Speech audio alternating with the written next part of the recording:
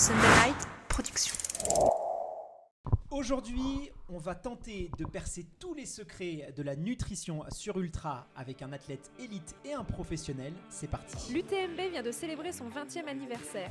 Chaque vendredi du 8 au 29 septembre, nous vous ouvrons les portes de l'ultra-distance. Plongez au cœur de la préparation des athlètes de légende et découvrez les secrets derrière leurs exploits hors normes. Ce programme vous est proposé par NAC, fournisseur officiel de l'UTMB. Bonjour à toutes, bonjour à tous. Je suis ravi de vous retrouver dans notre nouvelle capsule UTMB enregistrée à Chamonix depuis le chalet DLTDC. Tout au long du mois de septembre, chaque vendredi, nous allons plonger dans l'univers de l'Ultra Trail pour vous faire découvrir les coulisses de cette discipline, les stratégies de préparation ou encore les histoires derrière les athlètes. Et aujourd'hui, on va s'intéresser à un sujet hautement stratégique dans l'ultra-distance, la nutrition. Et pour explorer ce sujet de fond en comble, j'ai le plaisir d'accueillir un ultra-trailer professionnel et un habitué de l'UTMB, Arthur Joyeux-Bouillon. Salut Arthur, merci de t'être rendu disponible. Tu es un peu chez toi ici à Chamonix, à l'UTMB, c'est ton terrain de jeu favori. Salut, bah écoute, oui, alors chez moi, il faut pas dire ça aux gens de Haute-Tarentaise, parce qu'on n'est pas dans la même vallée. Mais on va pas les vexer. Hein. Ouais, c'est ça. Non, mais j'adore venir à Chamonix. À chaque fois avec mes amis ou ma compagne, on dit que c'est à chaque fois un peu plus dur de repartir, parce que c'est quand même le terrain juste idéal pour tous les sports de montagne. Donc non, ouais, je suis super heureux de revenir ici là ça fait déjà 6 jours qu'on y est. Et puis on va rester un petit moment. Bon, malheureusement, il n'y a pas le soleil aujourd'hui, mais ça ne devrait pas tarder. Et pour nous apporter un éclairage scientifique sur la nutrition en ultra, nous sommes également rejoints par Grégoire Guyot, spécialiste en nutrition sportive chez NAC. Salut Greg, comment est-ce que tu vas ? Eh ben, je vais très bien, malgré le mauvais temps. Prêt à profiter du spectacle, toi aussi ? Prêt à profiter du spectacle. Alors, on a déjà eu un beau spectacle samedi quand on est arrivé avec... ça s'est découvert d'un coup et on avait la vue sur le Mont Blanc et tout ça, c'était magnifique. Là, pour le moment, pas beaucoup de vues, mais on aura certainement un très beau spectacle ce week-end et super heureux d'être avec vous. Bon, bah écoute, on a hâte d'y être. Messieurs, avant de percer tous les secrets de la nutrition en ultra, ce que je vous propose, c'est qu'on prenne un instant pour faire connaissance.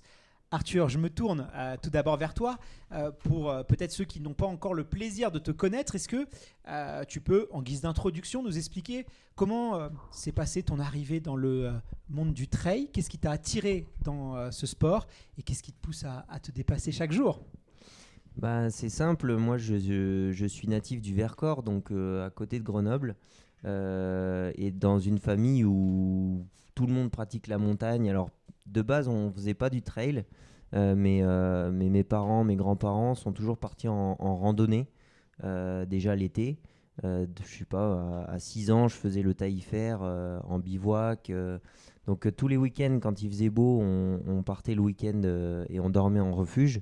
Donc c'était finalement de l'ultra pour un gamin de 5 ans, marcher 6 heures par jour, voilà, je ne m'en rendais pas compte. Et l'hiver c'était pareil, mais en raquette ou alors la plupart du temps en ski, parce que voilà, mon père a été moniteur, donc je skiais avant de marcher et j'ai toujours été très longtemps en montagne. Et finalement j'aimais pas courir. Par contre, C'est pas de bol pour un ultra-trailer quand même. Non, en fait, j'aimais les efforts lents, je pense, de base. Mais quand on nous enlève un sac de 10 kilos et qu'on nous met juste une ceinture avec une flasque, finalement, je me suis dit, bah tiens, ce serait pas mal d'aller peut-être explorer plus de sommets en moins de temps, et puis en une journée plutôt que 2. Donc, c'est venu comme ça, avec des amis de mes parents. Donc, moi, j'étais le plus jeune. Et je me suis pris au jeu de justement, on part le matin et finalement je vais faire ce que j'avais fait il y a 4 ans avec mes parents, mais en 4 heures au lieu de 2 jours. Donc c'était devenu un jeu et de fil en aiguille, j'ai vu que voilà, j'avais, je pense, pas des capacités, mais de part d'avoir commencé très jeune, on dit qu'entre 3 et 6 ans, c'est là où on développe tout. Et finalement, les articulations, elles ont toujours été très solides. Je me suis jamais blessé depuis que je fais de l'ultra, enfin jamais vraiment blessé. Donc quand on voit qu'on est apte pour faire ce genre de distance, ça pousse à y aller encore plus. Et aujourd'hui, ça prouve que j'ai bien fait parce que je m'épanouis et je me fais pas mal. Donc, Alors du coup, tu as commencé la course à pied par le trail. Tu n'as jamais eu une période un peu sur route? Non, c'était tout de suite que et uniquement la course en montagne. et ouais, c'est ça. Non, c'est un peu mon point faible que j'essaie d'améliorer. C'est que j'ai jamais fait d'athlétisme. Alors j'ai été en club d'athlétisme, mais j'étais dans la section trail. Donc en fait, on arrivait sur la piste et puis on partait. Donc j'ai jamais vu le 400 mètres, quoi. Chose qui sur un UTMB l'an dernier c'était un peu mon point faible, les parties roulantes. Maintenant j'arrive à les travailler avec mon entraîneur tout en étant en nature, trouver des portions plates. Mais c'est vrai que ouais, non, moi la piste, j'ai jamais fait de marathon par exemple. J'ai dû faire deux fois un 10 km histoire d'eux, mais... Et c'est vrai qu'aujourd'hui, quand tu vois l'UTMB, on peut regarder ce qui s'est passé sur les dernières éditions, ça va très très vite sur les parcelles de plat, 17-18 km/h parfois. Est-ce que tu penses que tu as un axe d'amélioration là en travaillant ta vitesse? Ben, il y a deux choses. Si c'était que du plat tout le temps, oui, je serais pas dans le top 10 par exemple, en tout cas l'an dernier. Maintenant, après 15 heures d'effort en montagne, je pense par exemple à la portion après la Foulie, qui va après jusqu'à Champé ou autre. Quand on a 15 heures dans les jambes, finalement, c'est plus l'endurance qui vient jouer et le temps de maintien, on va dire, musculaire qui joue. Donc finalement, quelqu'un qui court très vite mais qui n'a pas l'habitude de faire 20 heures en montagne, il va retrouver un pace d'un gars qui court un peu comme moi, plus souvent très longtemps, à un rythme moyen. Donc ça joue, mais pas autant que si c'était un 100 km route, où là forcément on serait à la ramasse. Et puis cette année, sur Istria, j'ai finalement bien tourné, et j'avais fait une prépa vraiment axée sur moins de dénivelé avec beaucoup plus de roulants. Et je pense que là, cette année, ça va... J'espère voir une amélioration, quoi. C'est vrai que j'étais avec Ludovic Pomeray il y a quelques instants, et c'est vrai que lui, il avait essayé sur marathon, je crois qu'il a fait 2,31. Il était un peu vexé, il me disait je voulais faire moins de 2,30. Bon, il n'est pas vieux, Ludovic, c'est pas ce que je veux dire, mais quand même, voilà, il a de la maturité, voilà. Et c'est vrai que 2,31 à Annecy, sur le parcours d'Annecy, sans prépa spécifique, c'est quand même incroyable. Ça veut dire que voilà, c'est quelqu'un, à mon avis, qui très facilement sur un parcours roulant pourrait taper les 2h25. Donc voilà, on remet là, pour quelqu'un qui n'est pas spécialiste de la distance, c'est quand même assez impressionnant. Et où Mathieu Blanchard récemment, donc on voit que quand même de plus en plus d'ultra-trailers travaillent la vitesse, même si ça reste quand même, c'est un élément de la performance qui n'est certainement pas le plus important. Mais voilà, si le trou est fait et qu'après on n'arrive pas à revenir, si les mecs sont tout aussi bons en montée, tout aussi bons en descente, il y a un moment donné, si on se laisse distancer, même si c'est pas stratégique, je veux bien le croire, il faut quand même pouvoir rester dans le wagon. Ce que je te propose, Arthur, parce que quand on regarde ton palmarès, il est vraiment impressionnant. Tu as des participations à des épreuves mythiques de l'ultra, tu les as quasiment tous fait. L'UTMB évidemment, la Diag, les Templiers, Transgran Canaria, le MUT, l'échappée belle. Et encore là, je m'arrête parce qu'on pourrait y passer pas mal de temps. Ce que je te propose, c'est qu'on fasse un petit jeu. Alors que nous, les journalistes, on adore faire un peu moins les athlètes parce que voilà, je vais te demander de choisir. En fait, c'est très simple. J'ai donné des catégories. La course la plus difficile, la course la plus belle, la plus technique. Tu vois un peu le genre. Okay. Et tu vas devoir choisir parmi toutes tes expériences. Est-ce que tu es partant pour relever ce défi? Ouais. C'est vrai? Ouais. Bon, ouais, alors. Parce que j'ai fait des courses quand même assez différentes. Donc il y a moyen de choisir. Alors, on va commencer. Parmi tous les ultras auxquels tu as participé, laquelle t'a le plus poussé dans tes retranchements, aussi bien sur le plan physique que mental? Alors j'hésite entre la Diag 2021 ou l'échappée belle 2020. Je pense que je vais te dire la Diag 2021. C'est là où il a fait très chaud, non? Avec la victoire de Ludo, justement. Ouais, exactement. Ouais. C'était un four. Finalement, vous avez passé plus de temps dans Mafat. Tout le monde pensait que ça allait être plus simple. Ouais. Bon, la réalité était un peu différente. Je pense que j'ai même passé plus de temps dans les rivières de Mafat. Non, et puis j'étais donc j'avais fait la TDS avant. J'étais confiant et en fait 3 jours avant la course j'ai pris comme un lumbago, donc jusqu'à Sillaos, pour moi j'abandonnais à Sillaos tellement j'avais mal en bas du dos, et finalement c'est là où le corps est incroyable, c'est que d'un coup la douleur est partie, donc j'ai pu faire une seconde course, mais déjà quand tu arrives au bout de 8 heures de course avec mentalement, t'as puisé quasi tout ce que t'avais. Ça devient dur. Et puis la fin, je me suis, alors pas blessé, mais j'avais tellement d'irritation. Faut le dire, sur la Diag, on a des irritations énormes à cause de là, il y avait l'eau, il y avait la chaleur, il y avait un mélange de tout, que j'ai modifié ma foulée en essayant de courir C'est jamais une en bonne idée, ça. canard. Généralement, Ouais. c'est... Ouais, mais quand Tu règles un problème, mais t'en crédis. Voilà. Ouais, mais alors les irritations, quand c'est vraiment très très fort, t'es obligé de changer ta foulée. Et du coup, j'ai terminé avec les 2 TFL complètement irrités, quoi. Et C'est c'est un bon essuie-glace. Oh là là, alors heureusement, il y avait une jambe qui pouvait se plier encore. Mais j'ai tellement... alors là, pour le coup, je vais dire souffert, parce que je le dis pas souvent, ce mot. Mais je voulais absolument terminer. Et c'est la seule fois de ma vie où j'ai fini un ultra et je me suis mis à pleurer passer la ligne d'arrivée. Et d'ailleurs, pour la petite histoire, à la Réunion, ceux qui me connaissent, ils m'appellent la brouette. Parce qu'il a fallu me ramener à l'hôtel en brouette. Je pouvais juste plus bouger. C'est le folklore de la diagonale, ça. Ouais, j'étais allongé sur le bitume et je pouvais juste plus bouger, quoi. Les jambes, elles étaient complètement explosées. Voilà. L'ultra sur lequel tu as pris plus de plaisir. Alors là, s'il me dit la diagonale des fous 2021, il est peut-être maso, hein, mais je l'exclus pas. Celle-là, elle est plus dure par contre, parce que avec mon entraîneur, on fonctionne au plaisir, justement. Si je m'entraîne autant, c'est parce que j'essaie de prendre plaisir, en tout cas sur chaque entraînement, quelle que soit la météo ou autre. J'ai toujours ce terme dans la tête. Et en course, c'est un peu ça. Donc là, comme ça, je vais te dire quand même l'UTMB de l'an dernier. Parce qu'il y a cette ferveur ici à Chamonix. On n'est pas tout seul. On est l'échappée belle, tu vois, tu es tout seul 25 heures. L'UTMB, tu es avec 50 000 personnes, donc l'UTMB.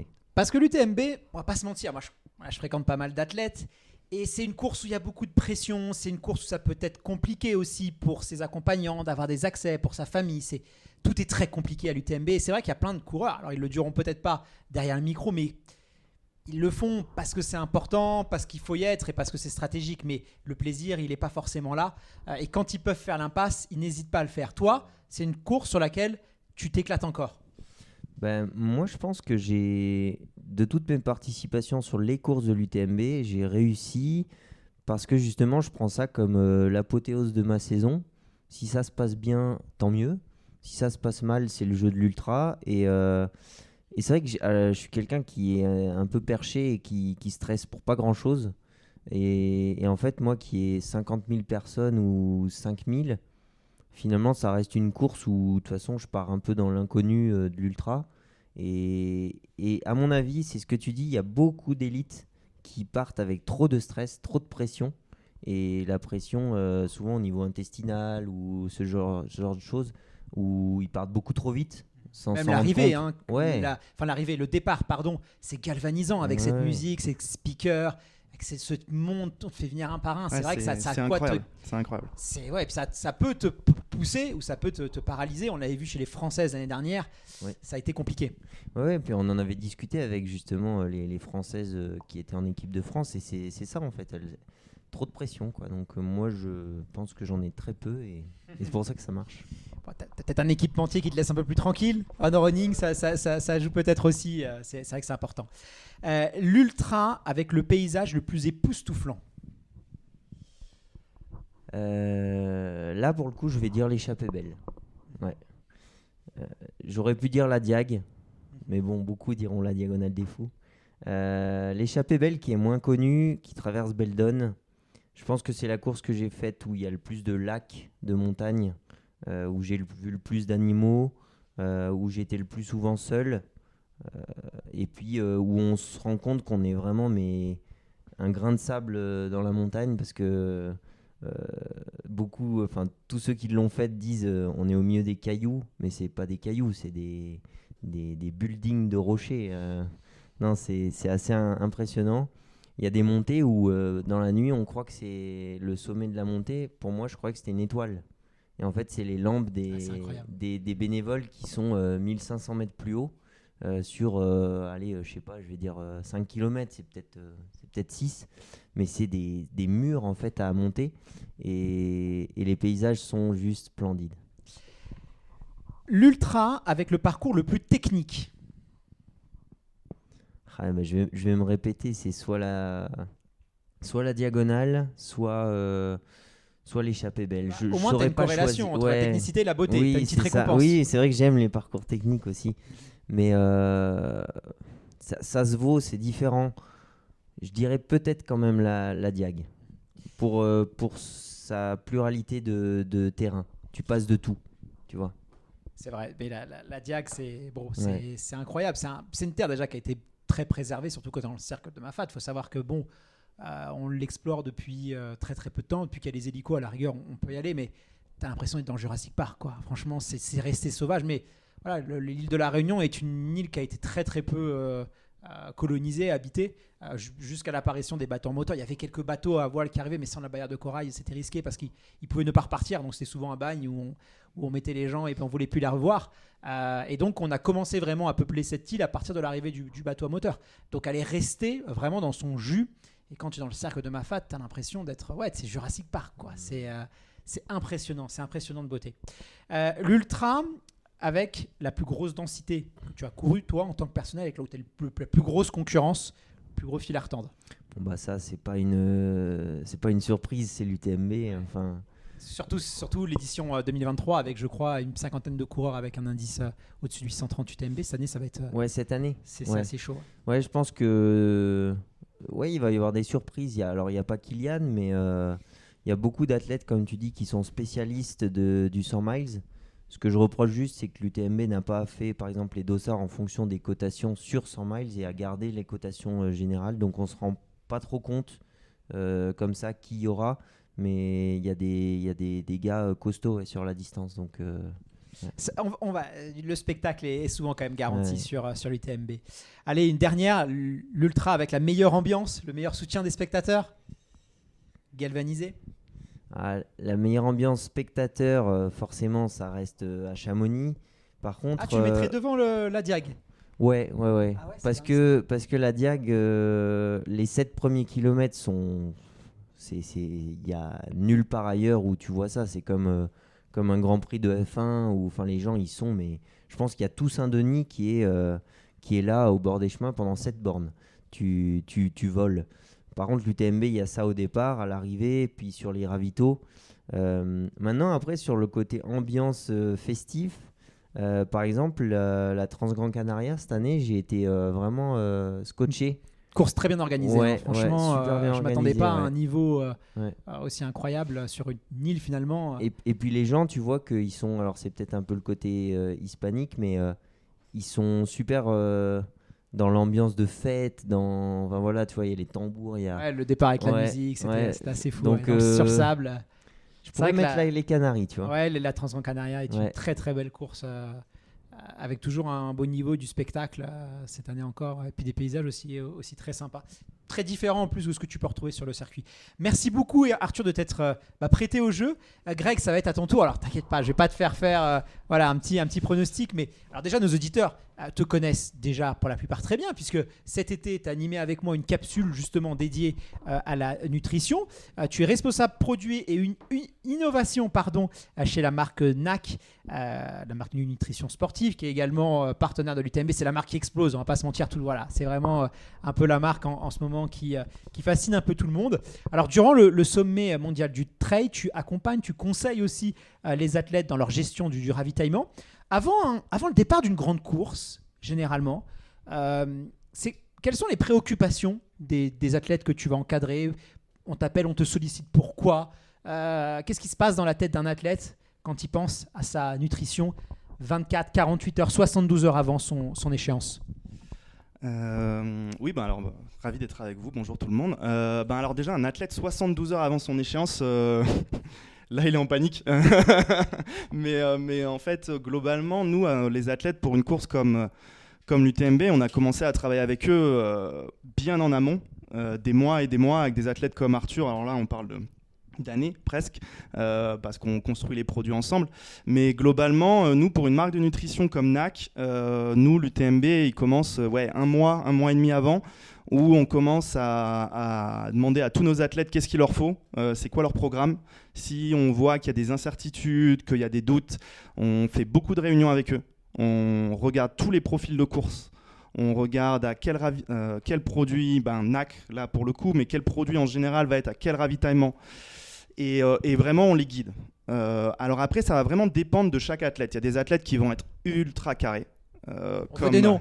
Allez, comme la personne, on est entre nous là. Comme la personne à ma droite. Il est bon élève ou Il est extrêmement bon élève. Il est extrêmement bon élève. Pas il de se pizza trompe. la veille d'un ultra là. Je pense pas que ce sera lui. C'est après, il me semble, si j'ai bien compris. Pas des M&M's au ravito. Non, franchement, Arthur, c'est vraiment le bon élève. S'il faut vraiment suivre quelqu'un, c'est Arthur. Des fois, il se trompe. C'est pour ça qu'on l'a fait venir aussi. C'est vrai. Des fois, il se trompe un peu dans ses calories par heure. Il nous sort des chiffres très élevés. On lui dit Arthur, je pense que ça. Il a un gros métabolisme aussi. Oui, mais Arthur. bon, il se trompe un peu, mais il est quand même très large, donc ça va. Mais non, globalement, et puis il y a d'autres athlètes où c'est un peu plus compliqué pour diverses raisons, honnêtement. On va avoir des athlètes, par exemple, qui n'ont pas eu des très bonnes expériences dans les mois avant la course en termes de nutrition et qui là, souvent veulent essayer des choses, réajuster des choses, soit avec des produits actuels, soit avec des nouveaux produits. Même les professionnels, ils peuvent tomber un peu dans cet écueil de se dire allez, je vais essayer oui, mais un nouveau truc quelques jours avant mon pas ultra, quelques jours avant. ma course. Non, quelques jours avant, non, honnêtement. C'est quand même plusieurs mois en amont. C'est pour ça que je dis qu'on commence quand même tôt, parce qu'on sait qu'il faut quand même les essayer au minimum 1 mois et demi, au minimum avant la course, pour bien s'y habituer. Et nous, en fait, on fait tout le planning de déjà tous nos gros coureurs, par exemple comme Arthur, mais aussi nos coureurs semi-professionnels. Donc là, on en a à peu près, on va dire, une trentaine à l'UTMB sur diverses courses cette année, que ce soit des coureurs locaux ou même des coureurs canadiens, québécois. Le fait qu'on soit partenaire aujourd'hui aussi nous permet de mettre de l'avant des coureurs québécois et canadiens qui peut-être pourraient pas être là et qui sont des super coureurs. Et en fait, on fait des grands plannings. S'il y a des produits un peu spécifiques, parce qu'on des fois on va faire des saveurs spécifiques pour certains athlètes, on les prépare dans notre labo.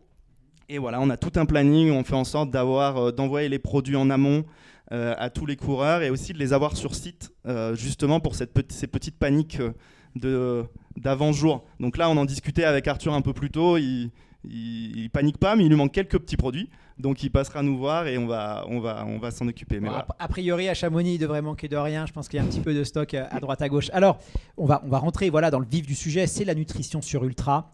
Arthur, on a cru comprendre que tu étais quand même quelqu'un qui attachait beaucoup d'importance à cette partie-là. Justement, mais pour toi, pourquoi tant d'énergie? Parce que c'est aussi restrictif, la nutrition, on va pas se mentir. Voilà, des fois on a envie, on se dit tiens, et moi le premier, j'étais athlète il y a quelques années, et ma philosophie c'était je me fais tellement mal à l'entraînement, c'est tellement déjà dur, c'est tellement compliqué, c'est tellement de privation sur la nourriture, laissez-moi tranquille. Après je faisais pas l'ultra, mais c'est vrai qu'il y a aussi un côté émotionnel, c'est pas si simple. Toi, la nutrition, qu'est-ce que tu vas chercher? Déjà, pour moi, c'est pas je me restreins pas, parce que je pense que se restreindre, si tu te dis je me restreins, c'est que t'as peut-être pas besoin de ça, ou tu vois, il faut aussi s'écouter, hein, ou alors ça marchera pas des années. Moi, ce qu'il y a, c'est que j'ai fait des études de STAPS, donc de sport, et en fait, je me suis passionné pour les cours que j'avais de diététique, de physiologie surtout.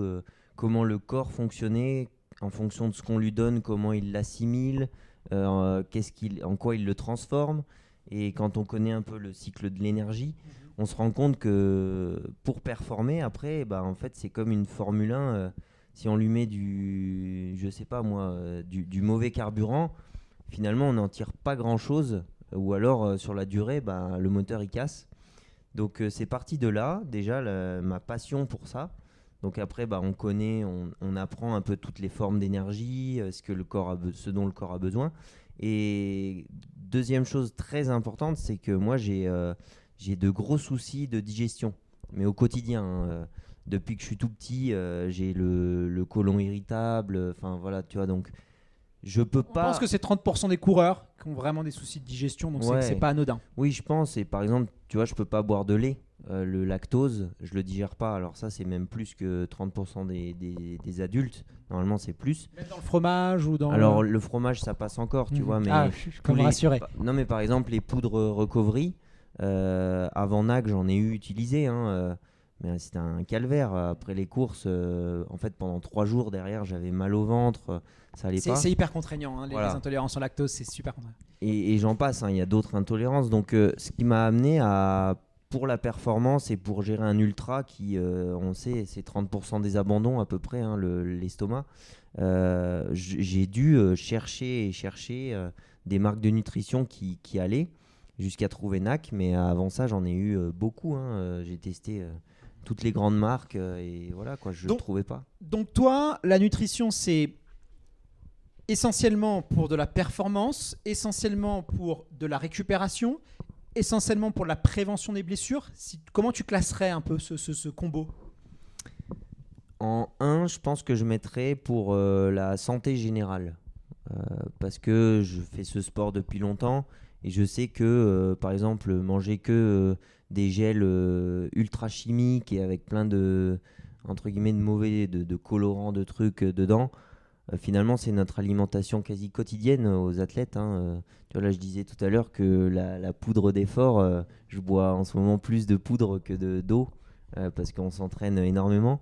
Donc, je pense qu'en 1, je mettrais quand même la santé générale. En 2, forcément la performance, parce qu'aujourd'hui, je vise la performance et qu'en ultra, à mon avis, s'alimenter, c'est aussi important que s'entraîner. Tu vois, quelqu'un qui s'entraîne 50 heures 30 heures par semaine et qui mange rien, autant s'entraîner 10 et puis habituer son corps à bien manger à l'effort et tu feras la même performance à la fin. Donc en 2, la performance, et en 3, je dirais le côté gustatif aujourd'hui, tu vois, le côté bon. Réconfortant. Ouais, exactement.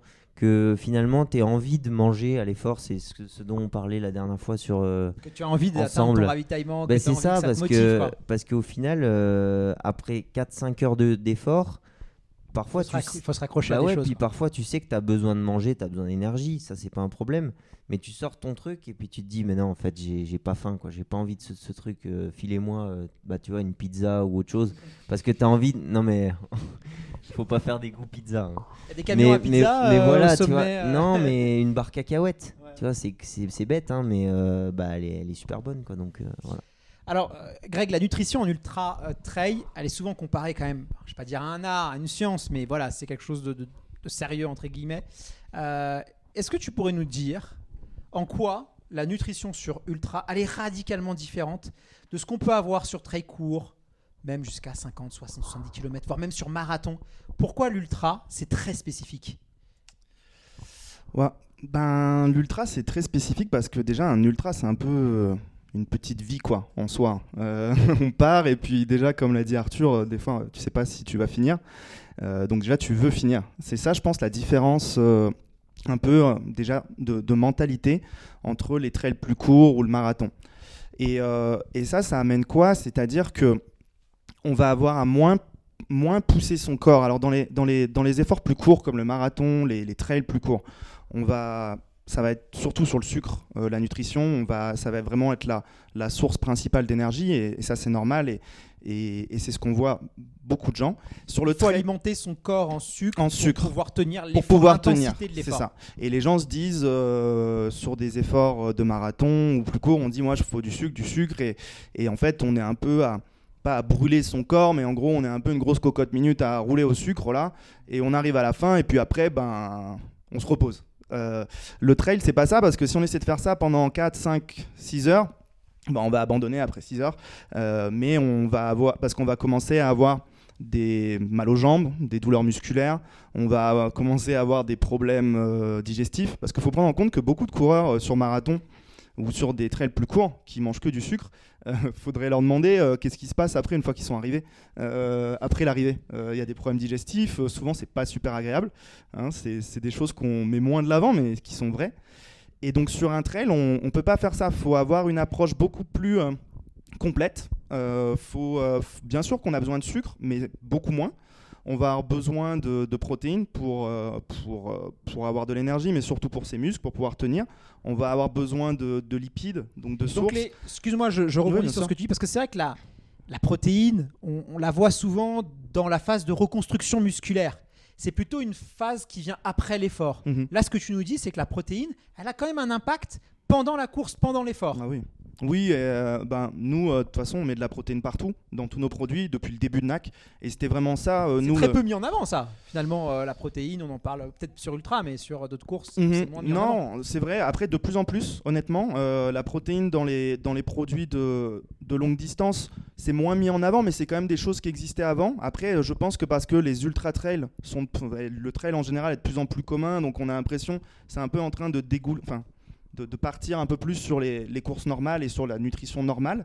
Mais non, en fait, il faut avoir une approche de nutrition complète parce que pour finir un ultra-trail, pour performer sur un ultra-trail, il faut déjà être un sportif incroyable, ça c'est sûr, mais il faut optimiser tout son corps. Donc toutes les chaînes métaboliques pour créer de l'énergie, il faut qu'elles soient optimisées au maximum. Et en fait, souvent on se dit... les ultra-trailers, c'est des athlètes incroyables d'un point de vue musculaire et tout ça, mais je peux vous assurer que d'un point de vue digestif et métabolique, il n'y a pas grand-chose qui n'est pas efficace pour aller au bout et pour vraiment performer.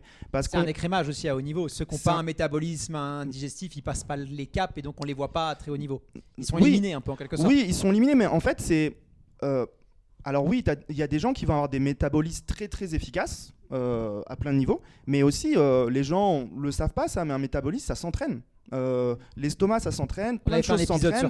On avait fait un épisode, donc on va pas aller l'écouter, on va pas aller dans le détail, mais globalement on est tous alors oui, on n'est pas tous égaux, mais d'un point de vue métabolique quand même à l'intérieur, on a quand même tous la même base.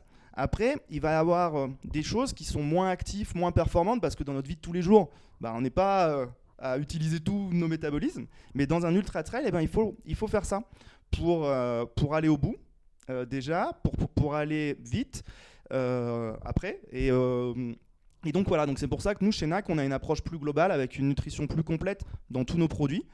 Et ça fonctionne pas trop mal jusqu'à maintenant, je pense. En tout cas, après, moi, je suis celui qui fait les produits, et puis après, les athlètes peuvent en témoigner. Mais voilà, donc il y a quand même une très très grosse différence entre, l'ultra-distance, l'ultra-trail en termes de nutrition, et les trails plus courts, enfin ce qu'on connaît un peu ailleurs, qui sont vraiment basés vraiment sur le sucre. Alors, au-delà des aspects purement techniques de la nutrition en ultra, les coureurs, les athlètes, ils ont un peu chacun ses préférences, leur goût, même leurs convictions personnelles, des croyances aussi qu'on peut entretenir, qu'elles soient vraies ou fausses, peu importe. Il y a aussi des modes sur certains aliments. On l'a vu avec le miel, on l'a vu aussi avec les huîtres, fut un temps. Enfin, il y a plein, voilà, il y a aussi des les cornichons aussi. Les cornichons. Ah, les cornichons, je n'étais pas au courant. Si, le jus de cornichon, les cornichons. Ouais. Les huîtres, fut un temps, on avait même des compléments, des gels à base d'huîtres. Bon, vous voyez, je ne vous fais pas un tableau. Donc voilà, il y a des modes sur les régimes aussi. On sait aujourd'hui, il y a plein de régimes qui sortent plus ou moins efficaces avec leurs effets secondaires. Et voilà. Arthur, toi, qu'est-ce qui te tient à cœur en matière de nutrition? Est-ce que tu as des aliments un peu fétiches? Est-ce que tu as en termes de suppléments, est-ce que tu as des convictions aussi fortes sur la nutrition en ce qui te concerne? Parce qu'encore une fois, je rappelle que c'est très individuel. Là, on parle vraiment pour ton cas à toi, c'est par curiosité, pas pour copier. Ouais, non, bien sûr. En plus, c'est vrai que je pense que mon cas, si on le copie, ça marcherait pas avec beaucoup d'athlètes forcément. Je sais pas, peut-être. Hein. Mais en fait, nous, dans notre alimentation globale, on mange. C'est pas qu'on mange pas de glucides, mais on mange peu de sucre. Ce qui fait que moi, je sais que par exemple, comme Grégoire disait, si sur un effort même de 40 km, je mange que du sucre, en fait, mon estomac, il me dit, mais t'es en train de faire quoi? Je suis pas habitué à ça. Et alors, oui, je vais finir la course, mais... Faut jamais se bagarrer avec son estomac. Non, voilà. On perd souvent à la fin. C'est pas une bonne idée, non. Donc en fait, voilà, moi, ça sera plus éviter de manger trop sucré, parce que pareil, ça fatigue énormément mon estomac et du coup mon corps. C'est vrai que sur le marathon, tu pourrais galérer alors. Ouais. Alors après, je pense que notre corps, il est très intelligent, et c'est comme quelqu'un qui s'est jamais entraîné à jeun. La première fois, il va faire 45 minutes, puis il va limite tomber dans les pommes. Moi, j'ai toujours habitué mon corps à brûler globalement un peu de glucides, mais beaucoup de lipides et protéines. Donc je sais qu'à jeun, je peux faire sans exagérer 5 heures. J'aurais impressionnant. aucun problème et je peux même monter dans les tours, faire des séances de seuil. Voilà, je n'ai jamais connu d'hypoglycémie, tu vois, en course, je sais pas trop ce que ça veut dire. Donc le corps est assez intelligent. Donc sur un marathon, je pense que même à haute intensité, il peut aller chercher et casser finalement du lipide ou de la protéine, hein, qui apporte un peu moins d'énergie que les lipides, mais voilà. Donc non, je pense que moi, peu de glucides et après, comme Même pâtes, riz. Si. Alors, le riz, tu vois, j'en mange. Après, ça va être du riz complet, ça va être des choses comme ça. Pommes de terre, j'imagine aussi. Ouais, un petit peu. Voilà, les pommes de terre, c'est très intéressant. Patates douces, mais pas en grosse quantité. Moins, par exemple, que ce qu'on préconise pour quelqu'un de sédentaire. C'est-à-dire en termes de portions, riz, pâtes, c'est combien de grammes à peu près tu vas en peut-être je pèse rien et on pèse jamais rien, mais dans une journée, je mange, on va dire, matin et soir. Souvent, je m'entraîne la journée, donc je mange des produits NAC. Sur les 2 repas que je fais, il y en a un seul où il y aura des glucides. Tu vois, le reste, ça sera protéines, beaucoup de légumes et puis des bonnes graisses.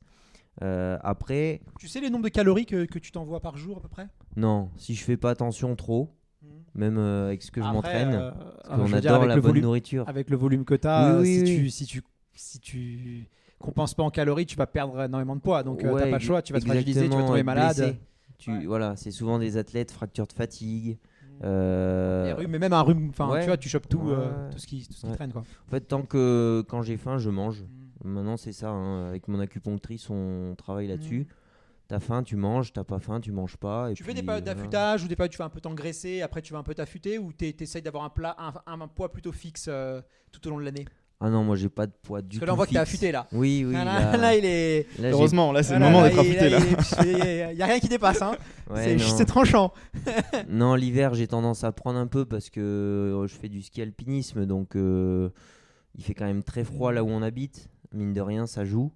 T'as besoin de plus de calories.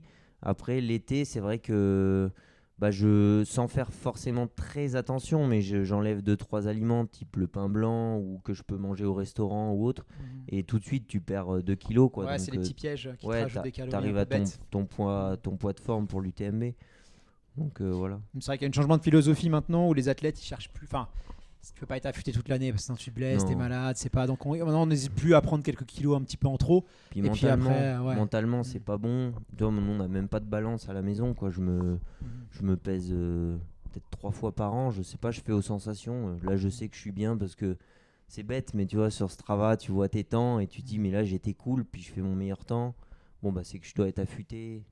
Tu fais aux sensations et ça marche bien. Est-ce que tu as des petits produits un peu fétiches pas les pâtes, du coup, on l'a compris. Des petits produits, des petits aliments. Ça peut être un petit truc que tu aimes bien picorer. C'est pas les amandes, les pistaches, je sais pas. Et un petit plat que tu aimes bien manger un peu avant la course. Ah oui, alors des aliments fétiches, t'en as dit un, c'est les pistaches par exemple. T'aimes bien le pistache? Ouais, j'adore. C'est très bien les pistaches. Ouais, D'accord, Greg, ouais, avec les ouais. pistaches. Ouais, c'est très bien. Il y a beaucoup de sel, c'est bien. Ouais. Parfois un peu trop, mais le chocolat. Il en faut du sel. L'aliment 1, moi, c'est le chocolat. Mais le le chocolat, 100%, quoi. Noir. Ouais. Mais c'est bien, c'est la satiété, je trouve que c'est bien ça. Je suis... Ouais. Quand t'as des petites... Ouais, tu ouvres la tablette, moi, le problème, c'est... Même le 100%? Ouais. Il faut le... Faut pas le croquer. Ouais. Faut le laisser fondre. Là, il est spécialiste. Moi, le 98, j'ai essayé, c'est quand même spé. Hein. Ouais, mais faut pas le croquer. Franchement, ça change tout. Hein. Mais je lui ai dit un peu plus tôt qu'on avait des prototypes pour lui goût chocolat et il y a les yeux qui se sont mis à briller. Donc oui, je pense que je confirme, il aime le chocolat. Ouais, c'est ça. Et la purée de cacahuètes, quand même. D'ailleurs, celle qu'ils ont sortie, NAC, pour l'effort, elle est géniale parce qu'il n'y a pas que de la cacahuète, donc elle est plus digeste. Elle est un peu moins lourde sur l'estomac. Mais ça, si j'achète un pot... voilà, c'est ça. Le beurre de cacahuète, c'est très bien. La purée de cacahuète, c'est très bien. Le truc, c'est qu'il faut s'arrêter, quoi. C'est qu'on peut avoir la main un peu lourde après une sortie longue, hein, on va pas se mentir. Ouais, c'est ça. Ou avant. Le pire, c'est avant, parce qu'après, t'as l'estomac. Et un petit plat, alors? Est-ce que t'aimes bien Et le plat, tu m'as demandé avant la course. Du coup, avant la course... Avant la course, si, par exemple, les crêpes. Les crêpes? Ouais, crêpes salées avant une course. Ça me fait plaisir, ça. Mais les crêpes, tu vois, je trouve que ça, c'est un dessert ou un plat qu'on met pas assez en avant parce que Ouais. tu peux la pâte à crêpes, normalement t'as pas de beurre, t'as pas de sucre. Non, puis c'est au sarrasin. Ouais, ça peut être très Non, diète. c'est top Et les crêpes. franchement, voilà, moi je suis un fan de crêpes. Ouais. Souvent c'est un peu comme les pâtes, c'est ce qu'on met dessus qui va faire la calorie. Mais en vrai, les crêpes que tu peux manger en plat ou en dessert, Mhm. c'est super, c'est gourmand et c'est peu calorique et Ouais, ça nourrit bien quoi. Exactement. Puis tu vois, on revient à ce qu'on disait tout à l'heure. Il y a un peu tout, glucides, protéines, lipides. Mm. T'as pas comme un gros plat de pâtes où il y a que des glucides et peu de nutriments finalement. Donc ouais, les crêpes salées avant la course, j'aime bien. Et après, ça reste la pizza quand même. Ah, la pizza, quand même. Ça, c'est Plus toujours- pizza que burger. Ah ouais, Ouais. clairement. Moi, c'est pizza. Donc après la course, Ah bah là, ça sera pizza. Ouais. pizza, faut faire gaffe parce que alors c'est souvent salé, souvent parce que les pizzas YOLO quand ils laissent pas souvent reposer parce qu'il faut faut qu'elle repose au moins 24 heures et on n'est jamais sûr que le pizza YOLO ait fait reposer la pâte, donc du coup après ça peut gonfler, ça peut être très vite indigeste. Souvent ils ont tendance à un peu y aller pour la faire monter avec le sel, donc du coup on peut être souvent très déshydraté le soir avec la pizza. Moi j'adore ça aussi, mais c'est vrai qu'il faut faire gaffe parce qu'il faut être sûr là où on la mange quoi, parce que tu peux avoir des petits problèmes. Greg, tu valides là un petit peu. Est-ce que toi tu as des petites recommandations sur un repas de veille de course? Qu'est-ce qu'il faut être vigilant par rapport à ça? Repas de veille de course, faut être vigilant sur tout ce qui va pouvoir vraiment enflammer notre estomac. Il faut vraiment être sur des choses très simples, des choses sûres. Donc des fois, oui, on se dit un plat de pâtes un peu tout bête, bof, ça fait pas trop envie, mais des fois, vaut mieux être sécuritaire avec notre estomac plutôt que l'inverse. Mais vraiment, veille de course, il faut vraiment rien prendre faut pas prendre un truc au curry par exemple, tu vois, faut pas aller faire un indien un peu épicé, même si on se dit moi j'adore ça et je digère ça vachement bien, des fois on se rend pas compte mais votre estomac va quand même être un peu irrité et en fait l'estomac faut qu'il soit c'est comme l'athlète, faut qu'il soit dans les top conditions avant de démarrer une course. Et oui, des fois on s'en rend pas compte, mais s'il y a des repas un peu trop haut en fibres, un peu trop en d'épices diverses et variées, c'est quand même pas optimal. Donc voilà, vraiment des choses simples, Et faciles sinon, à digérer. pistache, voilà, pareil, tous les fruits à coque, on n'en parle peut-être pas suffisamment assez, mais Alors, c'est bien. Ça peut être un peu compliqué à digérer parfois, mais honnêtement, la veille d'une course, après ça dépend si on prend quelques pistaches ou quelques trucs. Voilà, faut aussi savoir si le volume non plus qu'on mange est pas si gros, ça va pas faire trop de Oui. choses. Je c'est pense quand même qu'il y a- calorique, faut pas oublier. quoi. Voilà, c'est quand même calorique. Même si c'est de la bonne calorie. Après, il y a aussi l'aspect mental qu'il ne faut pas oublier dans ces choses-là. Donc, si il y a des choses qu'on aime, qui nous mettent en confiance, qu'on a l'habitude de faire, on a nos habitudes, les garder. Des fois, il ne faut pas trop réfléchir non plus. Il faut trouver le bon équilibre. Réfléchir un peu et aussi pas non plus trop réfléchir parce que ça rajoute du stress et en fait, ça stresse un peu tout. Et puis malheureusement, on peut très bien avoir l'habitude de manger toujours le même plat Mhm. et puis un jour ça va pas passer parce C'est ça. que voilà, c'est jamais une science exacte malheureusement. Alors, on peut pas faire une émission sur la nutrition en ultra sans parler des spécificités de cette épreuve. Il y en a une qui est quand même pas des moindres, c'est qu'on court la nuit. Or, on sait que dans le noir, les perceptions elles sont modifiées. Et ça peut peut-être aussi influencer notre stratégie nutritionnelle parce que par exemple, on va privilégier des produits caféinés, des produits qui vont nous rebooster un petit peu. Est-ce qu'on va essayer d'aller sur des saveurs, des textures un peu différentes la nuit? Est-ce qu'on va vouloir manger peut-être un peu plus chaud? Toi, est-ce que ça change quelque chose? Est-ce que tu vas t'alimenter différemment en fonction qu'on soit la journée et la nuit ou la nuit? Alors oui, je m'alimente pas du tout de la même manière la nuit que le jour. Après, il y a aussi une chose qu'il faut dire, c'est qu'il y a des coureurs qui aiment courir la nuit et d'autres qui n'aiment pas. Donc déjà, ça aussi, ça joue. C'est que moi, j'adore courir la nuit. Je préfère même. Donc ce qui fait que déjà, je suis dans un bon état d'esprit. Je me dis que forcément, c'est mon moment. Donc j'ai faim. Enfin voilà, j'ai des facilités à m'alimenter. D'autres, pour eux, la nuit, c'est dormir. Il faut savoir que le corps, il se calque. Enfin, c'est pas parce qu'on fait un effort la nuit que ça y est, on peut tout changer. Il y en a, si c'est la nuit, ils arrivent pas trop à manger, quoi. Donc eux, peut-être privilégier d'autres substrats, type liquide ou de la soupe. Moi, ça va être la nuit, c'est un peu le moment où je vais prendre mon temps. Enfin, dans ma tête, c'est un peu ça comme ça que je le vois. C'est-à-dire que je vais privilégier les barres solides. C'est là où je vais mastiquer. Ça apporte aussi un confort, hein, et puis un côté plaisir de mastiquer. Donc moi, c'est barre énergétique, caféine, cacahuètes, tu vois, les trucs vraiment qui me plaisent. Souvent, Tu fais il un fait sevrage frais. de caféine un peu avant ou tu... Alors oui, mais c'est pas pour avoir un sevrage de caféine que je le fais. C'est que le café, et là je parle pas de la caféine, c'est le café, ça m'irrite l'intestin. Et donc je suis un gros buveur de café toute l'année, mais avant les courses, là tu vois, lundi c'était mon dernier café, ou mardi, enfin non, lundi c'était mon dernier café, parce que je veux que mon intestin, tu vois, soit clean, comme il disait Greg, le repas de veille de course, bah moi le café c'est avant. Et par contre, je parle pas de caféine parce que par exemple dans la guarana, tu as de la caféine. Tu vois, la théine, c'est la caféine, enfin c'est la même molécule. Donc ça, je fais pas de sevrage parce que je continue de prendre un peu de guarana Ouais, puis les le études n'ont pas matin. montré tu que vois. vraiment, Bah non. voilà, c'était... Ou alors c'était faudrait pas- arrêter, je sais plus, je sais pas, 3 semaines ou un mois avant. Enfin, Ouais, faut arrêter un peu. Après, ça peut être aussi. Il y a beaucoup d'effets placebo là-dedans, hein. Ouais, bien sûr. On se dit, bon ben voilà, là j'arrête un peu. Et quand tu prends ton shot pendant la course, tu te dis, bon ben allez, là c'est bon, je l'ai, et ça part. La plupart du temps, quand même, On souvent n'est ça, pas tous ça fait un si peu t'es un placebo. gros buveur de café, honnêtement. C'est Voilà. pas 10 jours avant que ça va changer quelque Ouais. chose. C'est voilà. moi, ça va plus être, tu vois, la barre caféine mocha donc de NAC, là, elle a vraiment un goût d'expresso quand tu la manges. Et donc, en plus de ça, il y a la caféine dedans, donc quand même, ça a un effet. Hein, Ça c'est au petit moi, je déjeuner le du sens, coup. hein. À 5-6 heures, Mais tu oui, prends ça. bah, j'en prends une demi-heure avant les ultras. De toute façon, c'est Oui, mon donc tu petit-déj. recrées un peu ta nutrition Ouais. comme une journée classique. Exactement. Sauf que bah, la nuit, normalement, je mange pas. Et là je m'alimente en barre caféinée, histoire de tenir un peu. Tu vois, je pense que l'effet placebo de la saveur joue aussi. Hein, et puis, j'adore ce goût. Donc, pourquoi m'en priver, quoi. Est-ce que tu as des petits conseils pour la nutrition la nuit si on n'est pas forcément un habitué, qu'on veut faire son premier ultra? Est-ce que tu peux, parce que voilà, on peut être un peu réticent à certains produits. Est-ce que tu as des solutions à nous proposer, Greg? La nuit, oui. Ben, alors après, le classique, la nuit, ça va être les produits à base de caféine ou avec de la caféine. Et souvent, les gens vont aller vers là pour rester éveillés. Pas parce que c'est assez drôle d'ailleurs. C'est souvent pas parce qu'ils sont en train de s'endormir ou perdre leur focus. C'est plus des fois juste parce qu'ils se disent ah, la nuit arrive, faut que je fasse quelque chose. Mais vraiment, il y a des gens qui se disent mais moi la nuit, il me faut absolument du truc avec de la caféine ou des choses, des solutions. Donc la caféine c'est bien, la nuit c'est sûr, ça aide à garder un peu plus la concentration. Ça, comme je l'ai dit, ça a aussi un effet un peu placebo, mais ça a quand même son efficacité d'un point de vue cerveau.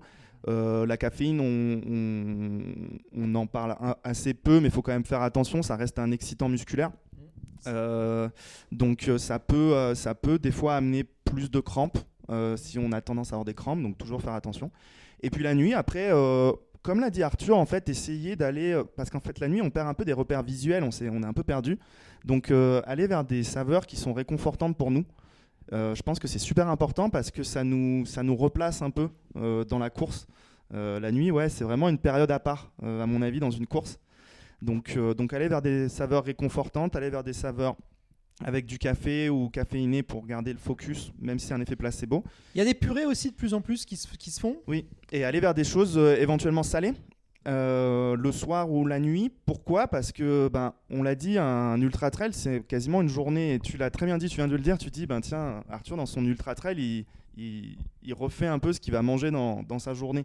Et en fait, c'est vrai, le soir ou la nuit, en tout cas en soirée, on a tendance à dîner, à manger des choses salées. Donc aller vers des soit des bars, soit des purées goût salé. Nous, on a nos nouvelles purées Ultra Énergie qui sont sorties il n'y a pas longtemps, qui ont une saveur patate douce et butternut. Donc ça fait vraiment un peu soupe vraiment qu'on peut avoir chez soi. Et puis c'est facile tu vois, à manger. Voilà. C'est pas voilà, Et c'est rassurant. Exactement. Et puis sinon, on a notre mélange énergétique salé qu'on vient tout juste de lancer, soupe salée. Donc ça peut paraître un peu bizarre, mais il est extrêmement important celui-là. Pourquoi ? Parce que Arthur l'a aussi dit, souvent la nuit on a tendance à avoir peur, à paniquer, à changer sa nutrition, et en fait on peut aller vers des choses qu'on n'a pas l'habitude d'avoir. par rapport à la journée. Donc nous, notre mélange de boissons salées, c'est exactement la même chose que les autres mélanges de boissons salées qu'on fait, qui vont être plus fruités. Donc c'est très haut en sucre, en protéines et tout ça, mais ça a un goût salé, c'est un goût vraiment soupe, donc ça a un côté goût réconfortant. Donc en fait, votre corps va reconnaître la même nutrition qu'il a l'habitude de voir, mais il va avoir l'aspect réconfortant et tout ça pour la soupe salée. Alors, l'hydratation, on va pas. Pour moi, c'est vraiment un sujet. Ça fait partie de la nutrition, évidemment. On aurait pu, on fera certainement d'ailleurs quelque chose spécifique autour de l'hydratation sur Ultra. Mais rapidement, quand même, parce que ça m'embêterait de ne pas faire un sujet sur la nutrition sans parler quand même un petit peu de l'hydratation. Est-ce que toi, Arthur, tu contrôles tes apports hydriques ? Est-ce que tu vas mesurer ? Est-ce que tu vas voir, vraiment quantifier ton nombre d'eau par heure au niveau de tes gourdes ? Est-ce que tu vas vraiment avoir une attention particulière pour éviter la déshydratation ou tu vas boire que quand tu as soif ? Parce qu'il y a deux écoles sur ça. Oui. Alors, il n'y a pas débat sur l'entraînement hors période de compétition. Il faut boire, c'est très très important. On parle beaucoup d'hypodatrémie. Bon, c'est quand même très particulier. On est soit sur des athlètes très amateurs qui pensent qu'en se gavant d'eau, ça va aller mieux, soit sur des athlètes aussi qui ont des. Moi, j'ai vu des athlètes, alors plus en athlétisme, mais qui ont carrément un peu des tocs. C'est-à-dire qu'ils vont se boire parce que la déshydratation, c'est vraiment un jour, si tu as les jambes lourdes, ça nous est tous arrivé, on n'a pas les sensations à l'entraînement. Alors que tout allait bien la veille, c'est souvent qu'on est déshydraté. Le sang s'épaissit, c'est plus compliqué, le cardio. Donc on sait que le pas être hydraté, c'est pas agréable pour les sensations. Il y en a, ils ont vraiment ils ont développé, ils ont sans qu'il y ait des. Et là, oui, il y a des risques. Mais globalement, il faut quand même bien s'hydrater. Mais sur la compétition, on sait que il y en a, on se dit non, on se prend pas trop la tête, on y va. Alors sur Ultra, c'était différent. Toi, comment tu gères ça ? Je suis pas quelqu'un qui boit beaucoup de base. Donc en amont, je fais mes plans de course pour boire, tu vois. Je fais aussi en fonction du temps que j'ai entre chaque ravito, parce que l'eau, tu l'inventes pas. Il y a des fois, il faut gérer avec 1 litre d'eau 2 heures de course, par exemple. Donc, moi, je sais qu'en général, je vais boire minimum 500 millilitres à l'heure. Ouais, donc c'est déjà en général, je suis un peu plus. Tu vois, si je peux, en tout cas, me le permettre, je suis à plus de 700 millilitres heure. Tu adaptes quand même en fonction de la chaleur. Là, j'imagine oui. que TMB, c'est ça. À la Réunion, ça doit être très différent en 2021. La Réunion, tu te forces à toutes les 5 minutes à boire une gorgée, pas plus. Parce que transpires beaucoup, toi ou Ouais, je transpire énormément. Alors après, le corps s'adapte aussi. Quand il n'y a plus rien à transpirer, il ne transpire plus. Mais c'est un bon moyen pour moi de réguler ma. Exactement. Ouais, c'est ça. Mais quand je peux transpirer, je régule bien. Donc c'est top. Mais 700 ml/h, je pense que c'est sur quoi je me base. Après, je le mets pas par écrit. Je sais qu'il faut juste toujours que j'ai au moins une flasque sur Ultra, je parle de poudre, et une flasque d'eau. Parce que j'aimerais avoir 2 flasques de poudre, mais on en a déjà parlé. Et quand tu manges une barre ou une purée et que tu veux nettoyer un peu la bouche, parce qu'après 15 heures, t'aimes bien, tu vois, Courtenay qui se brosse les dents, c'est pas pour rien, c'est que t'as besoin d'avoir un peu ce côté frais. Je mets une gourde d'eau quand même. Mais sinon, je sais que plus je peux tourner à la boisson d'effort, plus je le fais, parce que tu as tous les électrolytes, donc les sels minéraux que tu transpires beaucoup. Voilà, moi j'ai écouté ton podcast, tu vois, sur l'hyponatrémie, tout ça. Je sais que boire de l'eau plate, ça apporte pas grand-chose quand tu fais du sport, parce que tu rapportes pas ce que tu viens de perdre. Donc les électrolytes en priorité. Et c'est puis, très simple, oui. Vous pouvez, c'est pas compliqué. Ouais. Et puis nous, ce qu'il y a, c'est qu'avec NAC, tout est dosé quasiment à équivalent. Que tu prennes une barre, un gel, une poudre, tout est très simple et c'est sur les bons dosages pour de l'ultra. Donc, Après, il ne faut pas trop se gaver d'eau, parce que déjà, il y a plusieurs études qui ont été mesurées, mais il y a un truc tout bête. Encore une fois, là, c'est plus des études qui ont été faites par l'INSEP, mais on s'est rendu compte que les athlètes se réveillaient beaucoup la nuit pour aller faire pipi. Et du coup, en fait, ça flinguait un peu leur récup. Et ça, c'est indéniable, quoi. Si tu te lèves toutes les nuits pour aller aux toilettes, ta récup va être moins bonne. Donc, toujours tout est. Encore une fois, quand on veut trop aller, on règle un problème, on en crée d'autres. Donc, il faut être assez vigilant par rapport à ça. Mais Kylian, par rapport à ça, m'avait apporté des choses. C'est qu'il disait dans un podcast ou autre que lui, en fait, il se prenait pas la tête. Il changeait pas son plan avant course. Moi, c'est vrai qu'au début, on me disait il faut faire 2 jours avant, il faut faire une recharge tu mets toujours dans ton eau de la boisson d'effort. Enfin voilà. Moi, en fait, j'ai arrêté et je continue de boire ce que je bois normalement. Et en fait, j'arrive le jour de la course, je suis pas gonflé d'eau ou Ouais, alors c'est je ça. suis pas allé aux toilettes 10 fois la veille.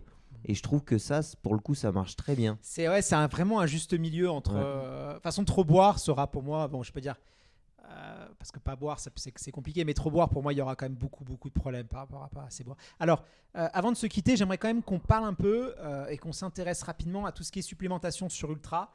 Alors, on a parlé de la caféine, on va la mettre de côté. Là, on va aller un petit peu plus loin. Je peux citer, il y a les BCA, on parle aussi maintenant du collagène. Alors, il y a des modes. Hein. Là, on en revient à nos huîtres, à nos jus de cornichons, c'est pareil. Il y a pas mal de modes. Toi, est-ce que tu utilises des compléments alimentaires ? C'est quoi ta vision par rapport à ça ? Est-ce que tu en utilises certains ? Si oui, lesquels ? Alors, ce que j'apprécie énormément depuis que je suis chez NAC, c'est que on a simplifié nos ravitaillements avec Justine, hein, qui fait ça depuis 7 ans. Avant, je prenais par exemple des BCAA, parce que j'étais chez des marques de nutrition, il n'y avait que des glucides quasiment. Et moi, je suis persuadé que sur 25 heures ou 35 heures sur l'échappée belle, si tu commences à prendre des BCAA au bout de 4 heures, bah, ceux-là feront peut-être effet à la 25e heure. Tu vois, ça va pas être les protéines, c'est pas à effet direct sur les muscles, mais 30 heures plus tard, finalement tes BCAA, ils vont reconstruire aussi ta fibre et puis voilà. Donc je prenais ça, j'en prends plus parce que en fait dans les boissons, dans les bars, il y a des BCAA. Donc j'ai beaucoup simplifié ma nutrition grâce à NAC parce qu'il y a pour moi il y a tout ce qu'il faut. Après, je sais que je me connais. Par exemple, je fais de la rétention d'eau. Ça depuis tout petit. Avec les lunes, normalement. Pas normalement, mais avec les lunes, je suis très, très sensible aux lunes. Donc, moi, mes suppléments, ça va être de la vigne rouge, par exemple. Tout ce qui est circulatoire, mais naturel. Parce que voilà, ça m'apporte C'est vrai qu'avant la course, je sais que je vais aller aux toilettes. Je vais vider un peu l'eau, le trop-plein d'eau. Donc globalement ça, et puis un peu de l'hiver, je peux faire une cure de spiruline. Tu vois, je suis avec une marque aussi en complément de NAC, Algorigine, qui fait de la spiruline. Donc, tu fais voilà. un peu de magnésium ou pas Alors dans la spiruline, il l'été. y en a enrichi en magnésium ou en fer. J'ai Ça, jamais c'est pas de carence, mais peut-être j'ai pas de carence parce que je fais ça, tu vois. Le fer, fais gaffe, parce que si tu as des petits soucis de. Ouais. C'est compliqué. Ouais, alors pas tout le monde la supporte. C'est microdosé, tu vois, donc voilà, ça c'est va. ce que je recommande souvent, moi. Ouais, mais C'est- c'est tout en.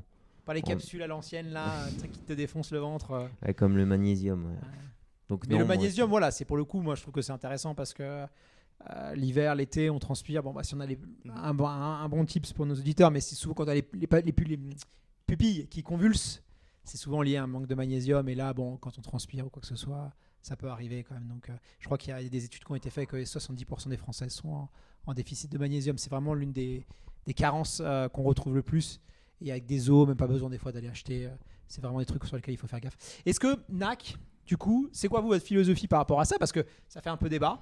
Moi, à titre personnel, je suis plutôt partisan que tout se trouve dans la nature, qu'on n'a pas forcément besoin, sauf évidemment si on a des problèmes d'assimilation, si on n'a pas la possibilité d'avoir une alimentation diversifiée, variée, équilibrée de saison.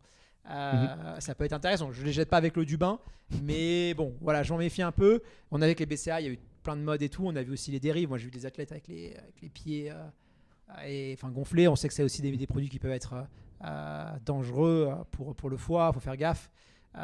Toi, vous, c'est quoi la philosophie par rapport à ça ? On y va à fond ou on met quand même des réserves ? Dans les suppléments, nous on fait pas de suppléments. Donc nous on est un produit alimentaire. Comme tu l'as dit, en fait, les suppléments, c'est les suppléments naturels. En fait, ça reste un peu, je dirais, un raccourci. C'est-à-dire que Arthur l'a dit, la spiruline, ça va être un extrait naturel d'une algue et en fait, on va aller chercher quelque chose parce qu'on va vouloir targeter, on va avoir un objectif. On se dit, tiens, moi, je veux juste cet aspect-là d'un point de vue nutrition, ça peut être du magnésium. Donc moi, je vais prendre ce supplément-là. C'est naturel, hein, c'est oui, bien sûr, voilà, c'est ça. pas... Et Et en fait, souvent, ça peut être parce qu'on a des manques, soit dans notre nutrition journalière, soit parce qu'on a des maladies ou des choses comme ça. Donc les suppléments, oui, il faut pas les jeter avec l'eau du bain, comme on dit. Nous, chez NAC, notre philosophie, c'est essayer de faire en sorte d'amener les ingrédients naturels qui vont amener en fait ce qu'on voudrait aller chercher avec des suppléments. Donc on a parlé des BCAA, il y a beaucoup de gens qui vont se faire juste des shakers ou des pilules de BCAA, des choses comme ça, qui sont en fait des ingrédients souvent naturels mais ultra concentrés et on est presque à la limite avec de la pharma des fois. Surtout que Max c'est américain et que là pour le coup, moi pour connaître des athlètes qui sont allés s'entraîner à Boston, alors encore une fois plus sur le milieu athlète, mais bon voilà, les écoles américaines recrutent. Quand tu arrives, tu as ton petit pack avec tes tenues Nike et on te donne ton beau tupperware avec tous tes petits compléments alimentaires. Et même là, sur Ultra Trail, voilà, j'avais fait l'assistance, on voit les Américains. Alors, je ne vais pas les stigmatiser, attention. Mais gros débat. Voilà, la petite pilule, il y en a, moi je les vois, les sacs.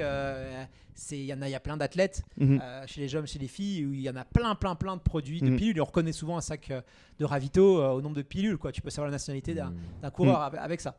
Non, mais c'est très vrai. Nous, notre philosophie, c'est que NAC, on n'est pas une marque de suppléments alimentaires, tout simplement. On fait des produits alimentaires pour la nutrition sportive et on utilise des ingrédients naturels. Et on essaie de faire les bonnes recettes, les bons dosages pour aller chercher, comme l'a dit Arthur, les BCAA par exemple, qu'on voudrait aller chercher dans des suppléments. Tu as parlé du magnésium. Magnésium, c'est vrai que ça reste des minéraux où si on ne fait pas attention à sa nutrition au jour le jour, on va avoir des manques. Donc nous, par exemple, on a du magnésium. Quand on n'en a pas, on en rajoute dans tous nos produits pour avoir un apport en magnésium. Parce qu'on sait que c'est des choses qui peuvent être importantes. Et du coup, il n'y a pas besoin de prendre des pilules de magnésium. Et c'est pas parce qu'on prend une pilule de magnésium que c'est mauvais non plus. Mais nous, on essaie de faciliter la vie à tout le monde, je dirais, et de réfléchir encore plus en amont à nos produits quand on les crée en termes de nutrition pour pallier à ces besoins-là. Mais les suppléments, nous, on n'en fait pas. Je les conseille pas, les déconseille pas. On est assez neutre par rapport à ça. Et voilà. Écoute. Tu vois, il y a beaucoup de suppléments, je pense, où finalement...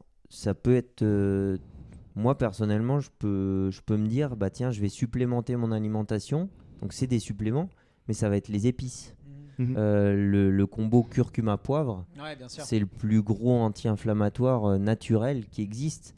Et en fait, moi, dès que je sens que j'ai une petite inflammation quelque part, ou même costaud, quoi, après des grosses séances de dénivelé, pendant une semaine, je vais dans tous mes plats. Alors... Parfois c'est un peu trop, mais je vais faire curcuma poivre. Et tu vois, c'est une forme de supplémentation. De toute façon, les épices, ça a été pendant des années, c'était de l'or. On les arrachait autour du monde. Voilà, c'était des produits, justement, les gens ont très vite compris en les utilisant que ça réglait des soucis. Aujourd'hui, on en parle un peu moins, mais voilà, il faut aller chercher justement dans ce genre de produits. C'est beaucoup plus simple.